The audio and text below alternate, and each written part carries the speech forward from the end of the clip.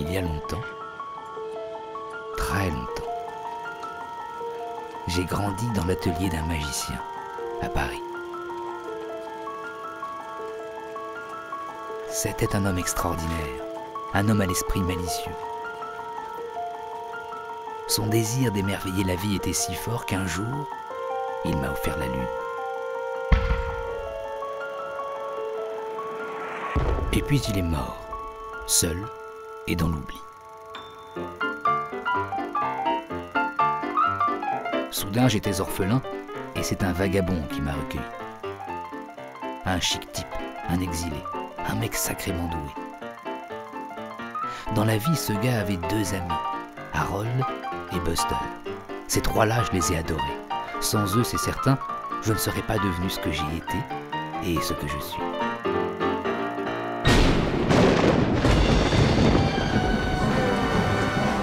Ils m'ont armé pour affronter mes peurs. Et ils m'ont même appris à y prendre du plaisir. J'ai aimé avoir peur.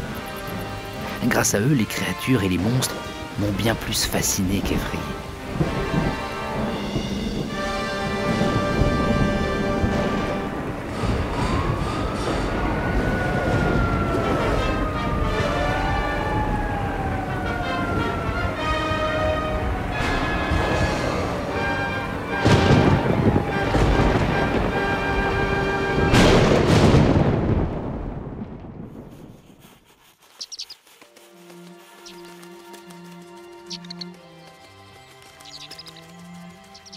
Et puis, je n'ai jamais oublié ce que m'avait dit le vieux magicien parisien. Croque-moi cette pomme. Je voudrais... Ne détruis jamais l'enfant qui est en toi. Oui, croque, croque. C'est ton trésor le plus précieux. Je me sens toute drôle. Essaie de retirer l'épée. Tu seras peut-être l'élu.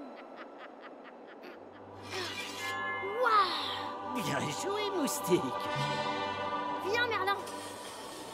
Comment tu t'es échappé? Ah, je n'ai pas pu. Ils m'ont coupé comme du bois à brûler. Oh, mon nez! Qu'est-ce qu'il a, mon nez? Peut-être m'as-tu menti tout à l'heure, Pinocchio. Ensuite, une fois devenu adulte, j'ai voyagé. J'ai parcouru l'Ouest, le Grand Ouest. J'adorais me trimballer en diligence, jusqu'à ce que je me fasse braquer par une horde sauvage, des dingues du flingue. Du coup, j'ai mis le cap au nord-nord-ouest. Mais là-bas aussi, c'était craignos.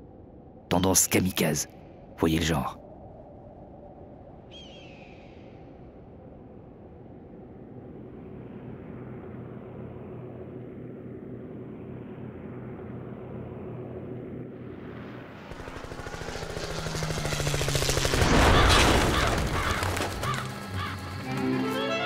Bref, la mort aux trousses.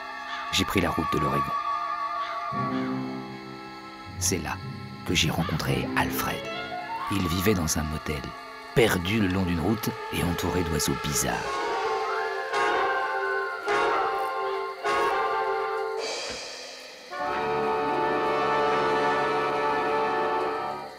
Franchement, le type était un peu louche. Un soir, juste avant le dîner, il y a son neveu qui est venu. Un gamin agité, intenable le gosse. Je l'aimais bien, Alfred, mais il me fichait sacrément la trouille. Alors un matin, je me suis tiré avec Stanley. Un génie, celui-là. Remarque, lui aussi, il me faisait bien flipper. On passait notre temps au Korova Milk Bar, à s'enquiller des molocos avec ses droguises. Ça te creuse le rasoudoc et ça te met en train pour une bonne petite virée de déglingo.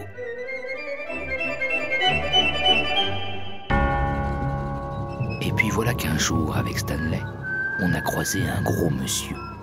Sergio, il s'appelait. Avec lui, le temps s'étirait.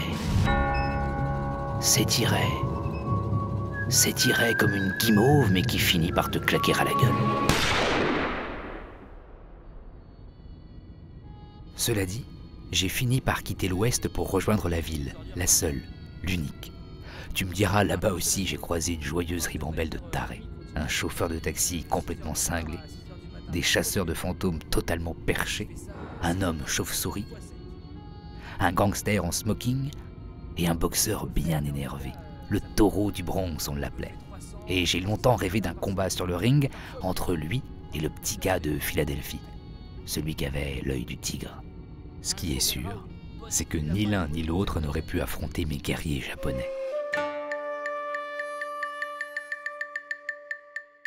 Leurs sabres sont redoutables, et plus encore quand c'est une femme qui s'en sert.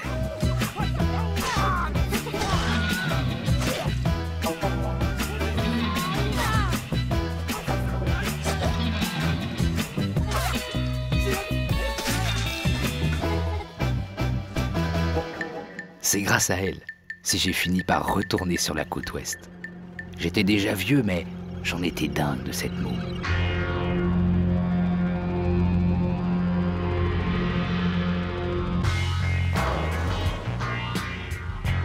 Elle m'a fait découvrir le bowling, elle m'a fait lire des polars en bande dessinée et conduire sur les routes enlacées des hauteurs de Los Angeles. C'est là-bas aussi que j'ai recroisé Jean-Luc, oui, grâce à un gamin qui était fan, un fou furieux. Avec Quentin, j'ai passé des nuits entières au Garmar Theater. Il m'a replongé dans de vieux souvenirs, ceux de Jean-Luc, oui, mais pas que. Là-bas, j'ai vu défiler ma vie. Il y avait le vieil Orson et sa luge, Humphrey Bogart et son trench, le révérend Powell et ses tatouages, Jean et son French cancan, Moïse et ses tables. Il y avait aussi mes oncles et leurs flingues. Et là, vous entendez, c'est Federico et sa fontaine. Il y avait aussi Laurence et ses dromadaires, Rosemary et son nouveau-né. Je me souviens de la plage et de son requin, du Jedi et son daron, de Jack et son étrange Noël. Et puis il y avait même quelques navis de Pandora. Aujourd'hui, je suis parfois fatigué. J'ai vécu tant de choses. Je suis vieux, oui, je suis vieux. Et certains disent même que je suis déjà mort. Mais pourtant, j'ai la douce impression que ma vie n'est qu'un éternel retour vers le futur. Non? Qu'en penses-tu, Marty?